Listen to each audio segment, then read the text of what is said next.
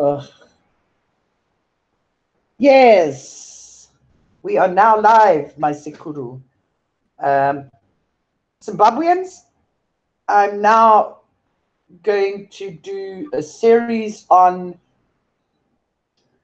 political people from Zimbabwe, the unsung heroes. And because books are not written about them, and with time, their lives and their contribution to the Zimbabwean struggle will be forgotten. So my first unsung hero is a guy that you know from Zimnet Radio. He is known as Kuru, and we'll be doing a series on his life and his struggles in and for Zimbabwe. So, with no further ado, I will now introduce you to Kuru. Over to you, Sekuru. Hello, Sally. How are you, Mzguru? I am very well, thank you. And I'd like to give, if you want, like you to give the people your name and a little bit of who you are. My name is Jackson Muzivi. I come from Zimbabwe, and at the present moment, I am domiciled in the United Kingdom. I am packing my bags to go back to Zimbabwe because I've seen that the people in Zimbabwe are being savaged by a regime that care little about their lives. The story will unfold, and you will then know who I am as we go through these episodes. Brilliant. Thank you, Master Kuru. Where would you like to start today? Well, perhaps we could just start by my early years, maybe, Yes. and Yes. and I then explain to you what where I came from and how. Yes.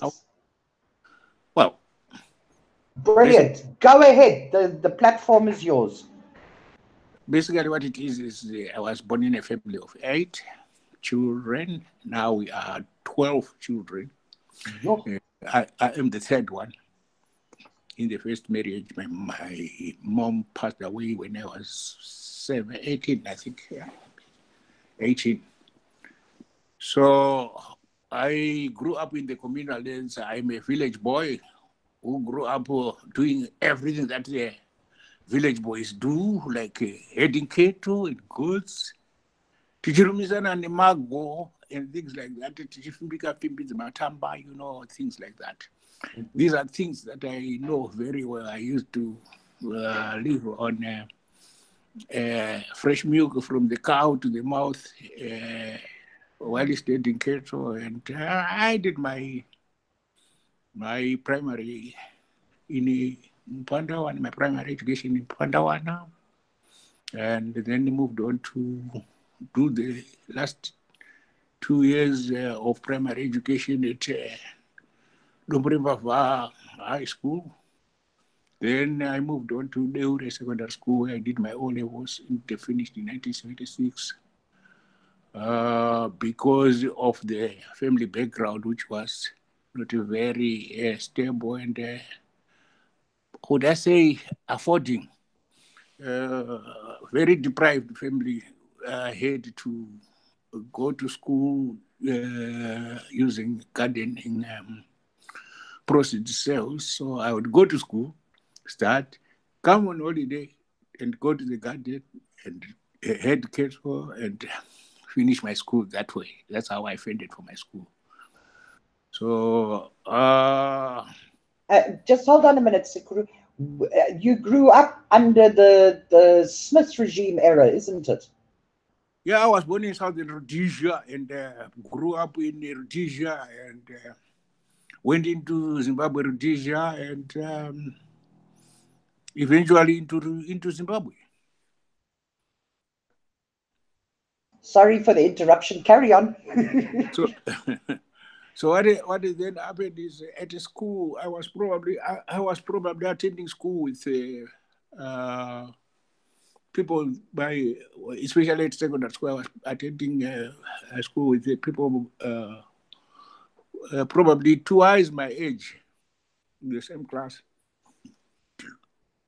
and I was a little bit naughty at school. I had my own problems there. I was sent away from school, and I went straight to the district education officer in Pandawana. Reported the matter, and I was told to go and see my father. Chop, chop.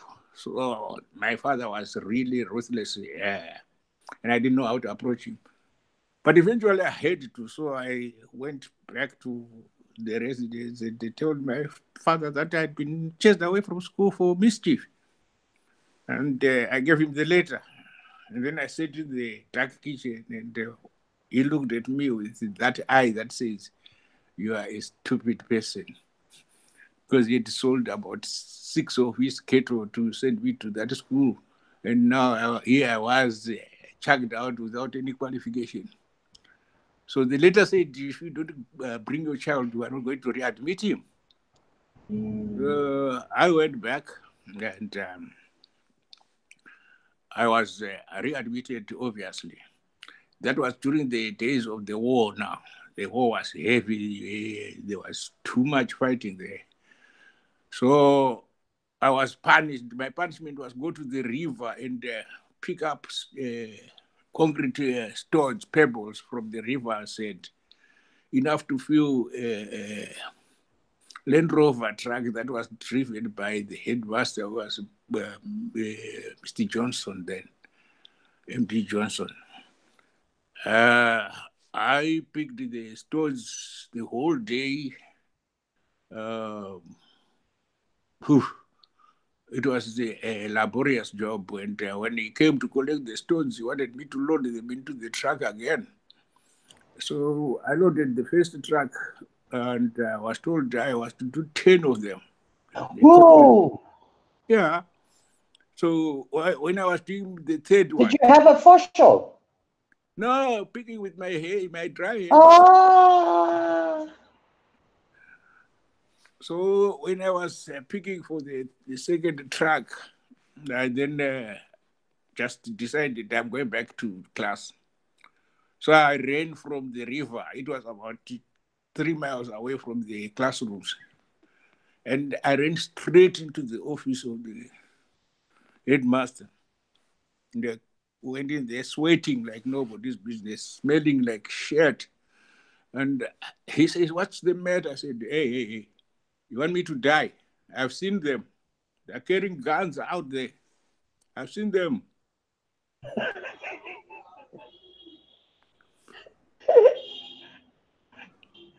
So the headmaster knew exactly what I was talking about. And he said, "Come on, everybody, into your dormitories." Everybody was dismissed from class, into your dormitories and be secure. He rushed to his home, picked up a 303 rifle. He had some rifles there. And then he says, "How many were there?" I said, "You won't even want to know. There were so many. I saw about 7 or 8. Then I said, they were still coming." You were naughty, really naughty.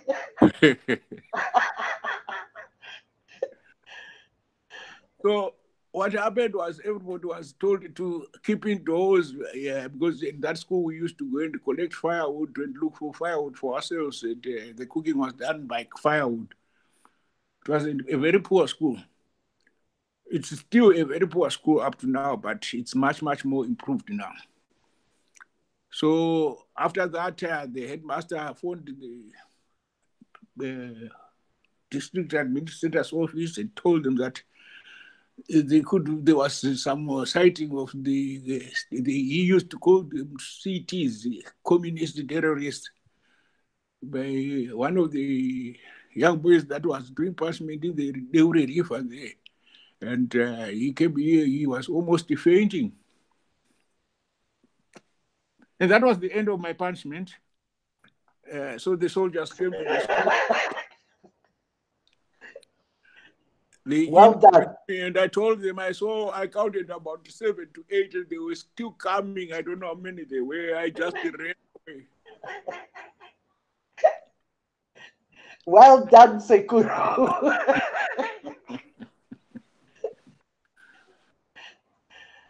Okay, so basically, that is how aware I was about the situation in the country. How aware I was at a very tender age of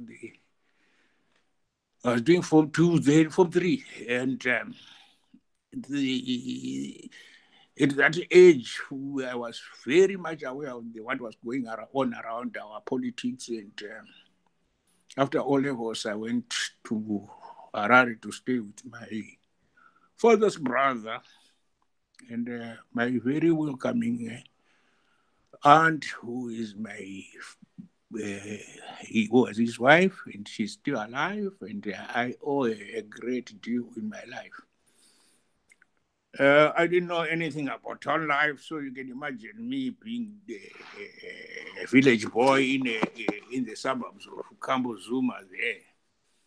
I was behaving like a village boy, really. But I became politically conscious to the extent that I was actually in the youth league of the banned Patriotic Front. Come 1978, was it 78? I got a job. 1978, yeah, I got a job as an apprentice fitter and turner at Oliver Brothers, as this old man called Mugugu. He made me sign some call-up papers without telling me what was happening. So after about 4 months in the job, a letter came from the Minister of what was it? Foreign. It was the Minister of Internal Affairs, saying that I am required to report for national service. And then when I got these papers, I took them to River Brothers and said to Google, what is going on? He says, this is what happens. Don't you know all apprentices are supposed to go for national service before they can do the apprenticeship? It's a requirement of the government. So I said, even though my mom is sick, my dad is sick, I'm not going for national service. So I threw the papers back at him and I disappeared. I disappeared completely, never to be seen again at River Brothers on that day. They had to send my pay to my uncle. And then what happened is, while I was staying, while I was in Kabuzuma there, word came to me that the Minister of Public Works was looking for people with O levels, and they were finding it difficult to replace them, to recruit the people with the O levels. That was now in Zimbabwe Rhodesia now. Now in Zimbabwe Rhodesia, this was the time when Muzivi was the top guy internally, and the Patriotic Front was doing its own thing in Mozambique there and in Zambia. So I then Sekuru, yeah. Before you carry on, just a couple of minutes of what the Patriotic Front was, because don't forget, we're talking to people that might not know. Okay, the Patriotic Front was the ZANU-PF plus ZAPU. PF ZAPU led by Joshua Ngomo on one side, and the other one was led by Herbert Chitepo on the other side. Right. Then Chitepo was assassinated, and Mugabe had to go to Samora for refuge because he was not in good books with Kenneth Kaunda and Zambia. Okay, cool. So what then happened was I got this job as a clerical assistant in the Ministry of Public Works. You know where the current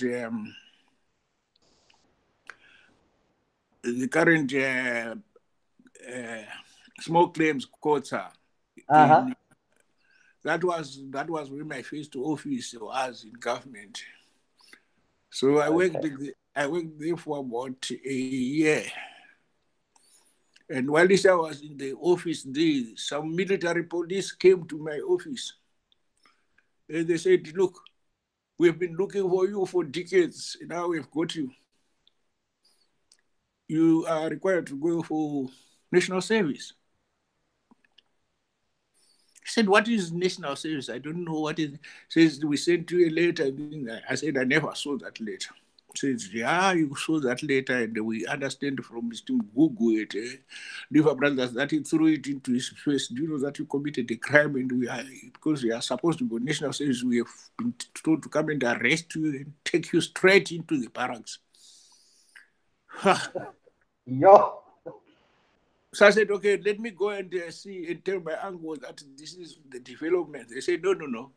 You are no longer free, my young boy. You are now a prisoner of the Rhodesia forces.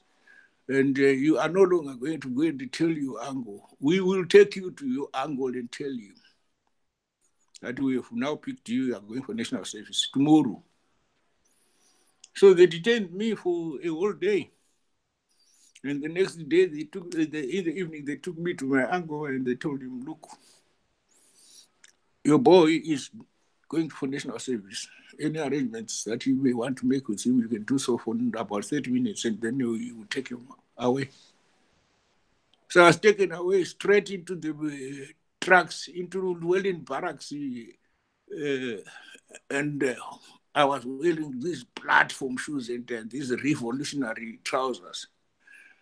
And then I was chucked into the Puma and taken to Llewellyn Barracks because there was an intake of a national servicemen that was starting, I think it was 166, which was probably the second last intake of national servicemen. And I went into Llewellyn Barracks, and I was really broken into pieces by these military police guys and things like that. They said, this is what he evaded. He should have been a senior now. He's starting now. He has been running away from us for over 2 years now. We want to deal with him. So I got really rough treatment in there, and I was broken down to nothing. Yo. And eventually they started building me into a soldier. And I joined the other trainees, and we passed out in December 1978, was it? 79, 79. 1970, I think it was in July 1979. June, July 1979. Now, And then Llewellyn Barracks. Wasn't Llewellyn Barracks the Rhodesian Light Infantry? it was for territorial services training. Uh-huh. So it was not Rhodesia Light Infantry was in Guero. I thought they did it in Harare. No, the training for all national servicemen was done at Llewellyn Barracks, and then you would be deployed to these units after completion Okay, cool. of Okay, the first 12 weeks of training. So when I came back from the initial training, we were given a few weeks off so that we would come back. And I had to come back because I was told, if you don't come back, we'll kill you, we'll hand you and kill you, we won't arrest you this time. So I had to come back. But while I was there, when I came back, then we were deployed. I was deployed into this place where Rhodes is Matopos, it was the Maleme Dam during the Christmas of 1979. I didn't have, I did Christmas at the Maleme Dam. And there's a story, there was one of our trainees was supposed to be guarding with me. I didn't like these people who had volunteered to do national service. So you were supposed to take over guard duties from me. It was about the last shift, the last guard duty, which was about up to 6. You were supposed to take over from me from 6 a.m. onwards. And then when I woke him up, he says, "No, you are going to guard even my shift as well." He was big and strong. And I said to him, no. Some people are asleep, so some of the platoon that I was with, they were asleep. So I said, "Look, let's not make noise. You are supposed to take off. I need to take a nap." And then he started punching me in the face. And there was a massive fight there, a massive one.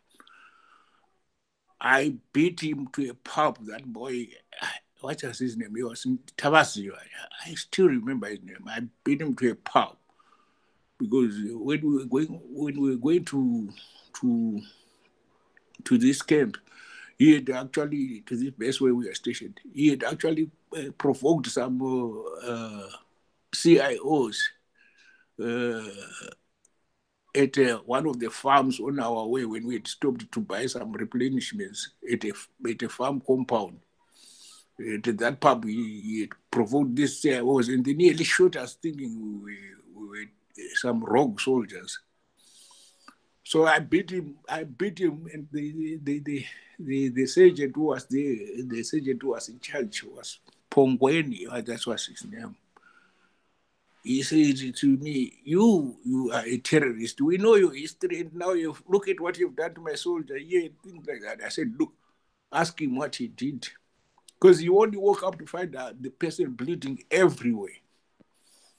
So this story made me such a ruthless person in life whenever, because everybody looked at me and I looked tiny, but I was really a very strong person.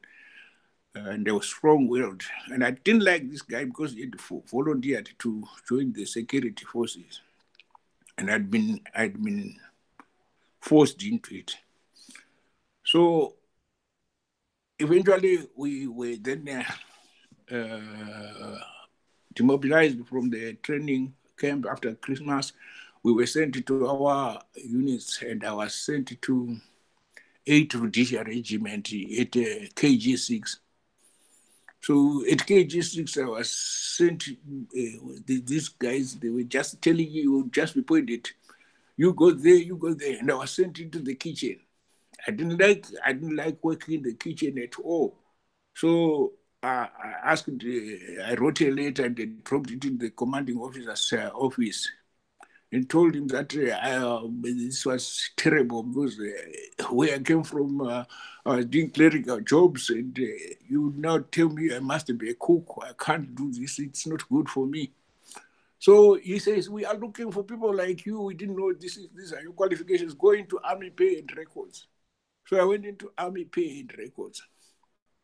Now, I like that. Cooking's not good for you. no, the thing is, in the soldiers' kitchen, there you would not even cook because you are not a qualified cook. They will be sending you to wash dishes, And peel potatoes to and peel the potatoes and do this. All this was virtually new stuff to me. I never did that. I grew up in a family where boys do not cook, so it was it was traumatic. Really, I did that for 3 months, and I just couldn't. yeah. So I went into Army Pay and Records, and I had this guy who was a very charming guy who I worked with. He was a lieutenant. And then he was also a national serviceman. He was a very good guy. And we got on so well. And then he said, in here you can only be commissioned if you do your job well. So he told me every trick in the book, and when they came to make an assessment, they then made me a second lieutenant there. And that's when the negotiations in the Lancaster House were taking place. Then there was the announcement that there has been an agreement reached at Lancaster, and we are now going to see an election. The Patriotic Front freedom fighters are now moving into camps, assembly points where they will be assembled and integrated into the National Army. And they were under the auspices, or whatever you want to call it, of the British Army, was it? I was in the Army pay and records. So they said, because now we need drivers to take supplies to the assembly points. We now need you guys, because we know you two guys have got license. We need you guys to take replenishments to the assembly points. So we are now going to be moved from Army pay and records into combined operations headquarters at KG6, and then you are now going to go to the assembly points and deliver supplies for the assembled freedom fighters. Now, yeah, but those hang on, Sekuru. That the assembly points were under the auspices, wasn't it, of the UK? What were they called? British Military Advisory Team. BMAT. Yeah, but they gave them a special name. I can't remember what it was. They had a special name. Wasn't the assembly points under their combined operations headquarters? Okay. Combined operations headquarters was where these General Chwengas and Mujurus have been working from. That is where that General Peter was working from. So I was moved from the Army pay records, which is at the KG6 barracks, into that jointly combined operations headquarters, for me to now take up driving duties together with my colleague to assembly points. Monitoring forces, the UK monitoring forces, that's what they called them. No. Well, all I know is the program was being coordinated by the British Military Advisory Team. Yeah.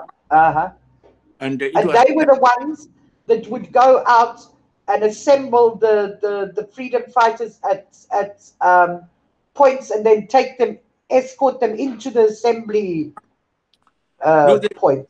The freedom fighters were being commanded by their own command structures into assembly points. The Rhodesia Army was withdrawn into the barracks. But there were some in the Rhodesia Army who were chosen to supply these assembly points with their requirements, like food, or like rations, like blankets and things like that. But they didn't do anything. And that was under combined operations headquarters. Okay, cool. They'd now taken in the Tongo Garas, the Mujurus and things like that. They were now at KG6. They were now working with the General Peter Walls and his team there, trying to integrate the three armies. The people like Lookout Masuku were there at KG6. So what happened was, this was a dangerous job, taking these replenishments, because animosities were still very much rife between the freedom fighters and the Rhodesia forces, and they didn't know which one was a regular force of the Rhodesian Army or RAR or whatever. They just saw us as Rhodesia forces.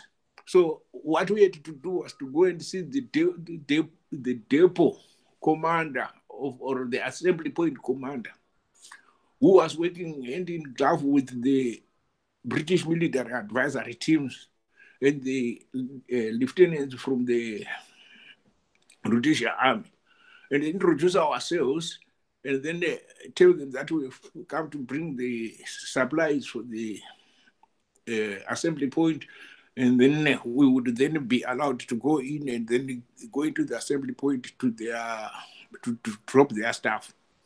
And when we got inside now, these guys were so anxious to see who we were, what we were, and what we were trying to do to them. Were we spies and things like that? So you had to be very diplomatic and be able to negotiate a way around them and make friends with them very quickly. Otherwise, they were very angry people. But we managed to build in a very good rapport with the assembly points in the Kudzapasi, in Chinoi, in Mount Darwin. We were going all over that place with our Puma there, and we managed to make some very good friends with these former liberation fighters who were in the assembly point. And then come 1980, we got our independence, and I was the happiest person on this world because we were demobilized. We were asked to bring back our uniform. And I was there first thing in the morning to drop their uniform. And I became a civilian and went back to my job.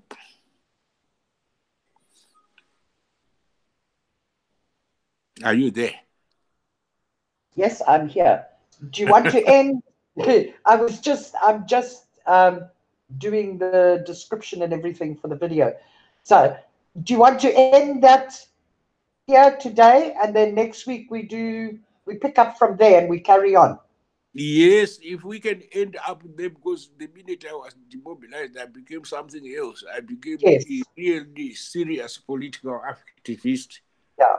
Okay. Now, hang on. I want to ask you a couple of questions. Okay. Yeah. About were you married during this time? No, I wasn't married. I was a bachelor. I was a young man. I was so petite. I was a young man. So you were just jolling. I didn't like it a single bit because at one time, while still in the army, we were taken to Rishavane there, where we were supposed to do a condolence search in that area there. Uh-huh. And it was like moving. The whole platoon was supposed to move and search every house, every nook and creek, every grassland, every field. And I didn't know there. And the grass was tall. We were moving there. And these volunteers were actually beating up these guys. You have cities and things like that. And I couldn't understand why they were beating these people. Because as far as I was concerned, my job there was not supposed. I was not supposed to be there. But I could see these people enjoying them, but I was completely fed up. I had a small little radio, which caused me a lot of trouble as well while I was in the barracks, because I used to tune it into Radio Mozambique to listen to this. But each time when the corporal came in, somebody whoever was the first to see me would shout a command for everybody to stand at attention. You see, because we were on bunk beds. I was on the top bunk bed and listening to this radio. And he came in around. The corporal came in around 8 o'clock, and the radio was on, and I was listening to it in my blanket. And then this command was shouted. So I didn't have time to turn this radio off, because I jumped out and the radio was "People of Zimbabwe, victory is said to..." In the middle of an army barracks. In the army barracks. Oh, that's brilliant. That is brilliant. Now, I got my just deserves for that, and the whole barrack I got it just deserves for that, because I think it was in the winter. We were forced to march from the barrack, undressed as we are. We were told to march straight to the swimming pool. And when we got to the swimming pool, We tried to stop, and they said, "Who said stop? Who gave you the command to stop? For Ah, what?" So we just marched into the swimming pool, and it was so cold. The water was so cold. And we marched into the swimming pool, and we stayed there for about 30 minutes. When we got out, we were so cold. Everybody was looking at me and saying, "Mufana, we got to kill you today. Ah, Sekuru. So No. the following morning, when we went on parade, and we were supposed to, you see, when we were going on parade, you were supposed to march. We were supposed to go to march to the rifle range to practice target shooting. Uh, And this platoon, the person who the platoon that I was in was he was the lead singer when we were marching. uh, So he was so angry with me, he didn't want to start the songs as we started. And the corporal was so angry, he wanted to take us back to the pool. So I decided I would take off at the row.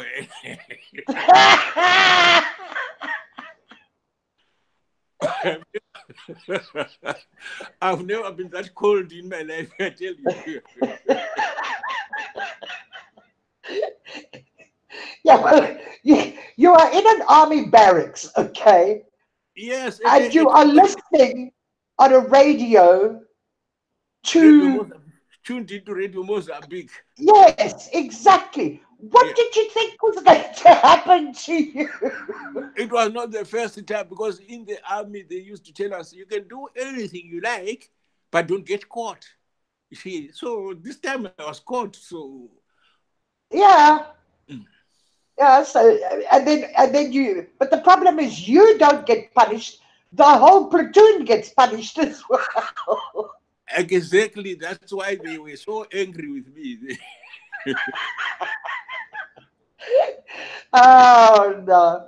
I tell you, this is going to be great, this, because it's going to, you see, all these little stories, it makes you, it makes that history real, okay?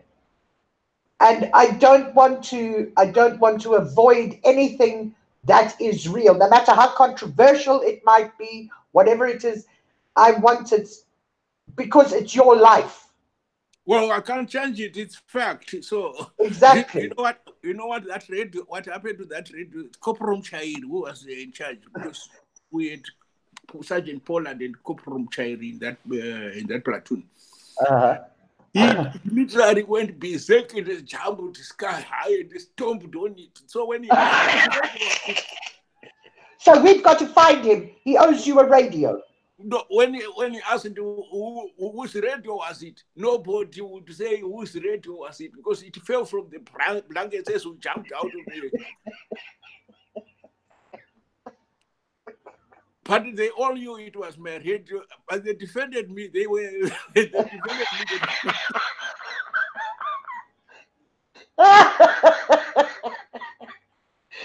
We have to find him. He owes you a radio. But eventually, when we went, because I think Corporal Chair was somebody, a snitch, went behind the others and told the Corporal Chair that it was my radio. And Corporal Chair got to know that it was my radio, and Sergeant Pollard got to know it was my radio. So they knew my history from having refused to join the initials, the call up. Uh-huh. So when we went to Goigwa, on a training exercise, Uh-huh. and we were asked to fall in, and we took a bit of time forming the lines. Uh-huh. Corporal Shire came straight to me with an FN bat and hammered me straight on the neck. He nearly broke my neck with that bat of the gun, and I felt like like a third man. I just fell, Yeah. and I went unconscious for a while. And then Sergeant Pongweni was the one who then came in and said, "Hey, Corporal, what are you doing, man? We are training these guys." And then he removed me from that platoon and took me into his platoon. Oh, Because that's good. I think he really wanted to kill me with that blow. Yeah. Mm. You know, that's the problem with army training. Yeah. Okay. You see, now just a little bit of whatever useless information. During that time, if a white kid refused to go to the army, they got sent to jail. I was given a choice to go to jail and come back and go back to military service. The fortunate thing was that there was a platoon there was an intake that was Yeah. starting the following day. So I was told, because there is this intake, we can take you there now, or we take you to jail. Uh-huh. That was A the lot. position. You see, All I'm doing is, the white yeah, kids were kind of lucky because if they realized if they were 17 because they got called up at 18, okay, yeah, and if they were 17, they would start putting out feelers for people to get them out the country. yeah. Okay, so a lot of them got out the country. They wouldn't go to South Africa or anything. They would all like use it as a bypass. Okay, maybe, but it was to Canada, the UK, places like that. So there You were a know, lot of runaways in the white um, population that refused to fight the war. They you refused know what, because they Sally? didn't. When we were at Llewellyn Barracks, I think in intake 166, I can Uh-huh. I can safely count. There was about 15 or so white boys, and Yeah, if you colored and the Asian guys there, yeah, the rest were now all level dropouts or all level failures or yeah, whatever, or those waiting to go to A level, and because you yes, couldn't go to A level before national service. You couldn't uh-huh, go to apprenticeship before national service. You couldn't join any other company to work as long as you'd O levels. After O levels, you'd go to national service. yes, yes. So this was a really tough and trying time. Remember this. I had just become the first person in a family of very poor people, Yes. very peasant farmers who were surviving on tilling the small plot of land that we had, Uh-huh. and everybody was looking up to me to say I became a parent from then on, because Yes. whatever cash was required in that house, it was either going to come from the field or from me. Yeah. The most reliable source was me now. Yep. So you can imagine what it was like. Here I was in the barracks, being asked about all these things, being asked to do all these things against my conscience. I tried to run away from it, and it still caught up with me. I don't know. Yeah. You know, I don't know. I that's don't know. I don't know whether I still would take claim to the judicial government to this government to say national servicemen who were forced to go on national service against their will. mhm. Can they really take up an issue, because there was so much that we went through there that I can't even, some of the things I can't even. Yeah, but who do you take the issue up with, Sekuru, now? Well, I it's mean, the there's government. It's the government of the day. Why are they've compensated all these war veterans, and they've never talked about this group of people who were forced into military service against their will. because nobody's spoken up about them. Who's spoken up about them? Well, they think, you see, the thing is, we are between a hard place and the hard surface, and, because we are in a very hard place. Because Yes. if you say I was forced, they say you could have run away, but they Yeah. don't realize the circumstances under which each and everyone was taken into that training. No, but And not only that, Sekuru, if you had run away, the family would have lost their the breadwinner, monetary the their breadwinner would monetary. have, mm, Uh-huh. the only breadwinner that was there for for 10 Exactly. people, for 10 people, the only breadwinner that was there. Exactly. You see, that's what people don't understand. I Yeah. mean, they point fingers and they judge without fully understanding circumstances. And even if you explain to them, they can't, I don't know how to say it, they can't walk in another man's shoes. No, Okay? they will never understand that on one occasion, while I was doing my O levels, and they would wake up early to go and pick the tomatoes and they go to the market and sell them. Uh-huh. My elder brother, the three boys of us, the three of us, Uh-huh. older boys, were all sick with bilharzia. Now, Wee. now, my elder brother was severely affected by the cold, so we picked up these tomatoes and vegetables, and we put them in a wheelbarrow. And I was actually was pushing the heavy up wheelbarrow. And when we go to the river where it was frosty and things like that, and then we walk as we went up, the sun was coming out, Uh-huh. and I think that the heat affected him so much so that he just fell there. Shame, man. And I was right behind him. He just fell over the wheelbarrow, and all the tomatoes were all over the place. So he was older than me. He was older than me, and I didn't know what to do. I, I, Uh-huh. I didn't know what to do. I didn't know what had happened to him. I thought maybe he has been bewitched or something like that. Uh-huh. So I tried to resuscitate him. I couldn't, and I had to run home about 2 miles home to go and tell mom that my brother is almost. I said my brother is dead.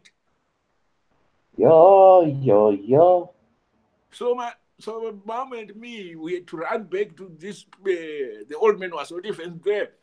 We had to run to go and see what had happened. And then my mom then realized he was not dead. He was actually just affected by some cold or something like that. And Uh-huh. we covered him. She covered him with some warm blanket which she had taken because she had Uh-huh. thought because my son has died. She had taken a blanket with her. And Yeah. after warming up a bit, he came to. But I still Yeah. had to go to. I still had to push that wheelbarrow some 8 miles to the market.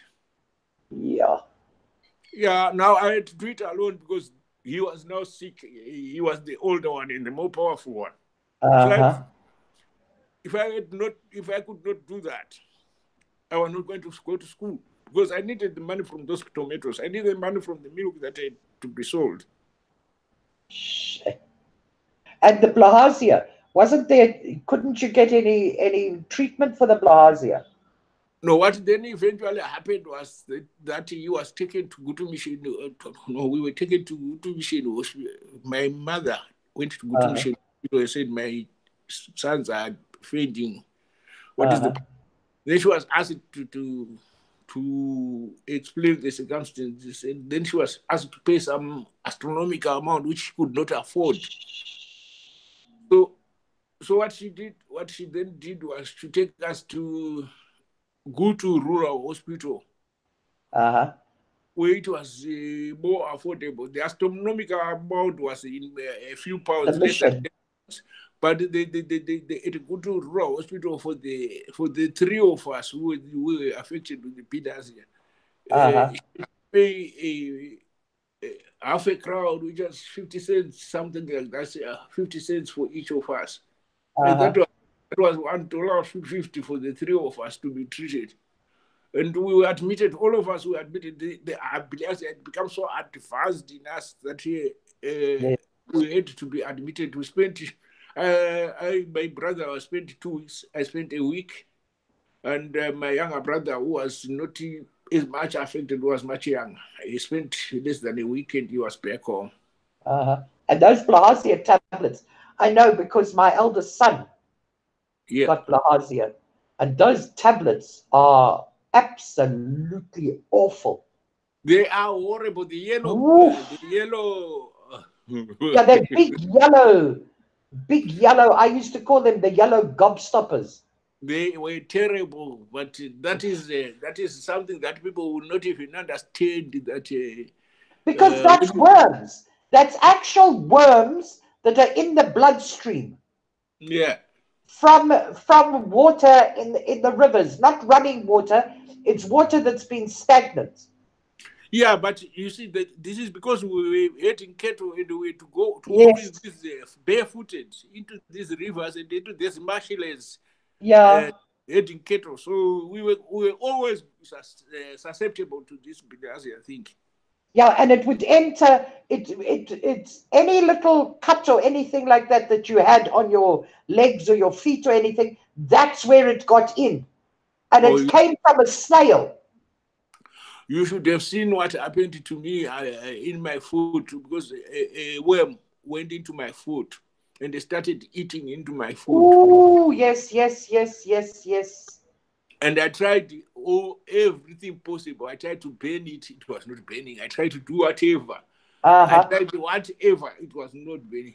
It was not dying. It was actually growing bigger and bigger and Yes, bigger until I was taken to hospital. And then the doctor, Dr. Boysen, just looked at it and he says, "This is a worm.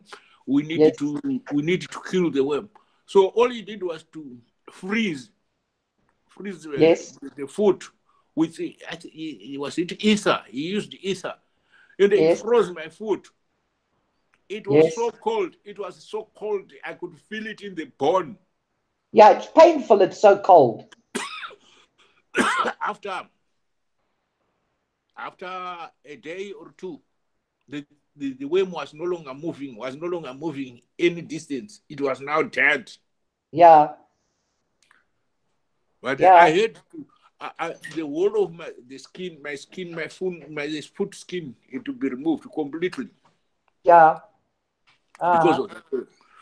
But this is the issue. You won't understand that I used to travel to school, 14 miles going, 14 miles coming back, And and that's walking in the heat of the sun, in the pouring rain. It didn't matter.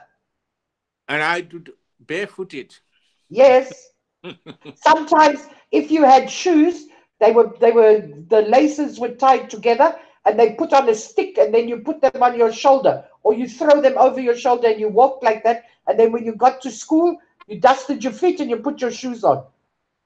You, I never had shoes. I got tender. The way what we used to go to call tender feet.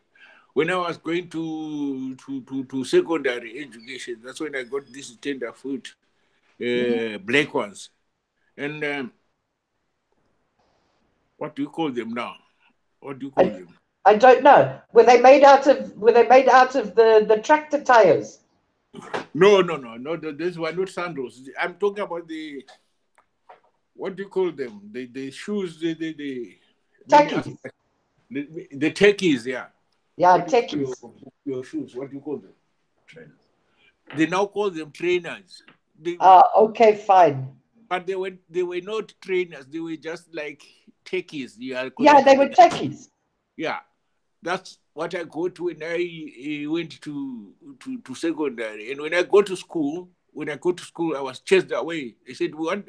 Didn't you read what we wrote? We said we want a polishable shoe. Can you polish this? Yes, you can. No. I did. You had to wash them because you just wear them from the cattle pen to into the shoe. You had to wash Yeah, them, right? but you can polish them afterwards.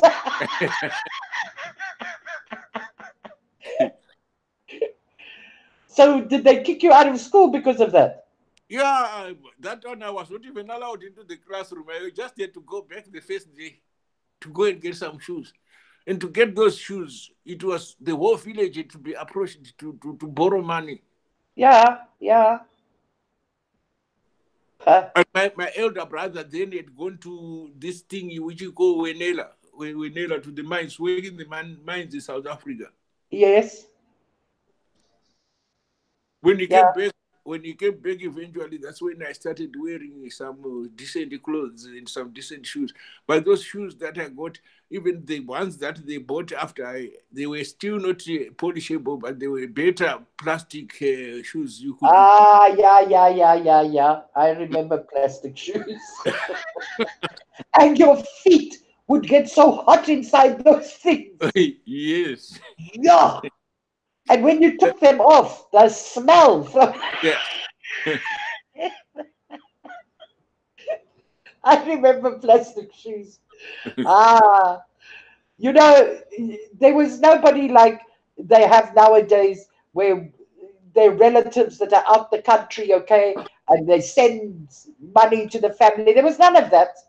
If you No, didn't have somebody out the country in South Africa working on the mines, okay, or somebody working in town, there was no money.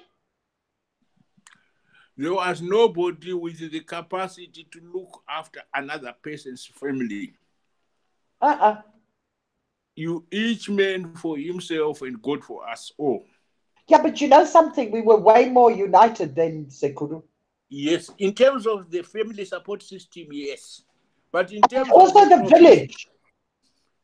even the village support system was very cohesive and very supportive. But Uh-huh. unfortunately, they would not give you money to buy shoes or to buy a shirt or to do whatever or to repair a broken one, to just get it sewn on the machine. Was Uh-huh. you couldn't. You had to do it using the needle and thread to put Yes. a chigamba on top of another chigamba and do the thing. And then what about the newspaper that would get stuck in the soles of the shoes? Yeah, yeah. But then you or are or Sally, you you are would talking take, about the shoes. You are talking about. I only got to realize that this is what happens because the shoes that I was bought were a little bit oversized. The thinking was if we buy them too small, he's growing, and then yeah, exactly. so, So you put newspaper in the front of the shoe. yes. What I used to like was you would see the top of the shoe and then the sole of the shoe would be from the tractor tire. Yeah. So you Oh, see, I love that. That's so what you I see, all love. these things were the trials and tribulations that we went through in our lives. But then, when you come to describe it, if you when you talk about it in the ordinary parlance now, if you tell them I was in national service because of this, the minute he says I served in the national service in the region, I'm prefer. Yes. Yeah. I laugh at people who say that to me because they just don't know what the situation was like. They No. only have, they only have got to be in my shoes where to appreciate that it was untenable. It was impossible for me to have abandoned the whole family after they had sold all their head of cattle to send me to school. And then I just Exactly. disappeared like that. And then I Exactly. just disappeared like that. Exactly. It's you see, I don't know, Sekuru. The mindset nowadays has changed too much, and we have to make a record of our people, okay? Because there'll come a time when nobody knows anything anymore. No, the thing is, historical facts are there. You can't change them. You can't alter them. No, You but can't lie the about it. ordinary on the ground historical facts, okay? Yeah. From the people that are heroes, but they're unsung heroes. Nobody really knows about them. Those stories are also so very important. And that is what I want to do. I want I a will tell permanent record of it. I will tell you that when my mother died, I was in the national service, and this was right at the end of the war. Uh-huh. I was still in the national service. Yeah. Actually, I learned. I learned about the death of my mother immediately after having been involved in an accident at a Mutapa of buildings of all places.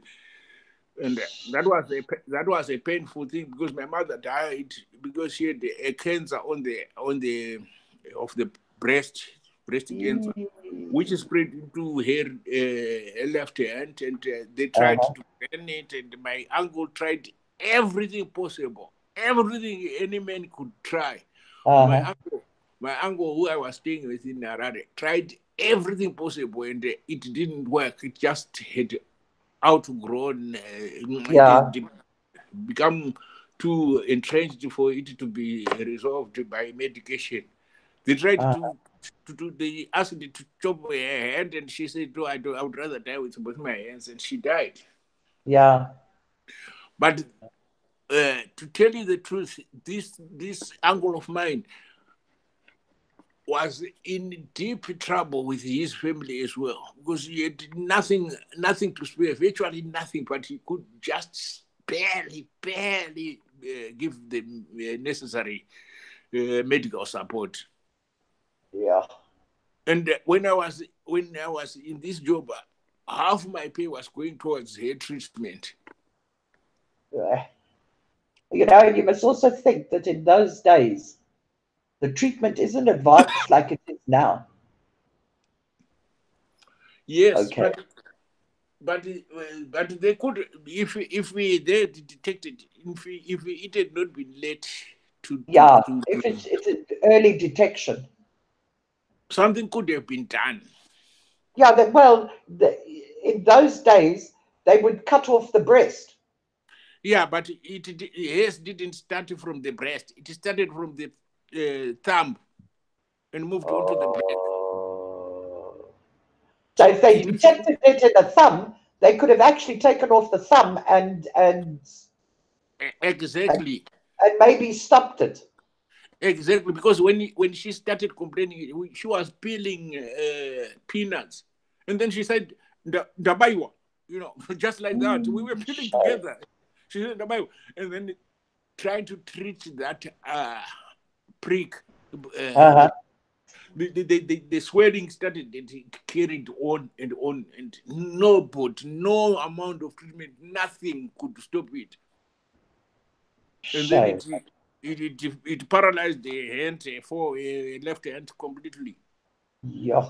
And then it went into her breast, and Uh, eventually had to succumb to that. So yeah. they could have taken off that thumb, or probably they could, if it was early detection, they could have taken off the thumb and stopped Uh, it, or they could have yeah. chopped the hand and stopped it. But nobody. It was Daroiwa, ndinonyanya kurima. I Yeah. think it was Uh-huh. witchcraft. It was all down to witchcraft. You think so? No, that's what the Yeah. belief was. Yeah. Yeah. Yeah. Now that I know it was cancer because I now know I'm more enlightened. But at that point in time, being a young boy, I believed.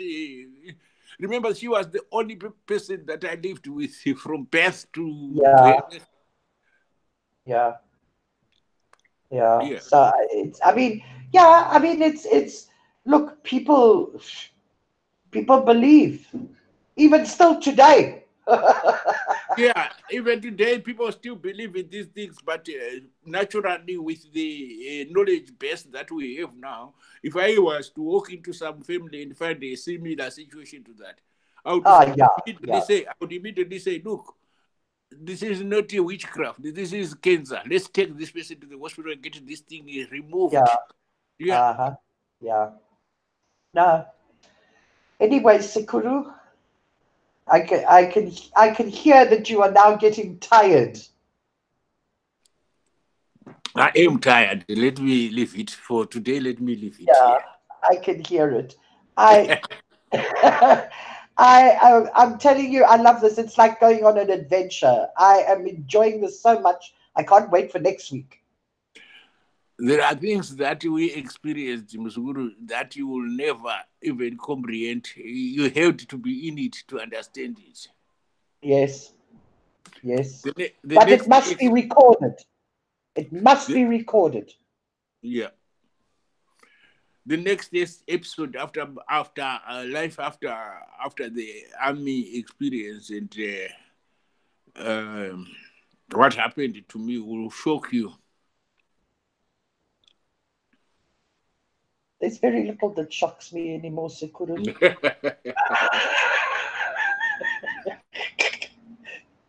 Very little. If you live in South Africa. Say again. I said, if you live in South Africa, you end up with nothing really shocks you anymore. And to see how bad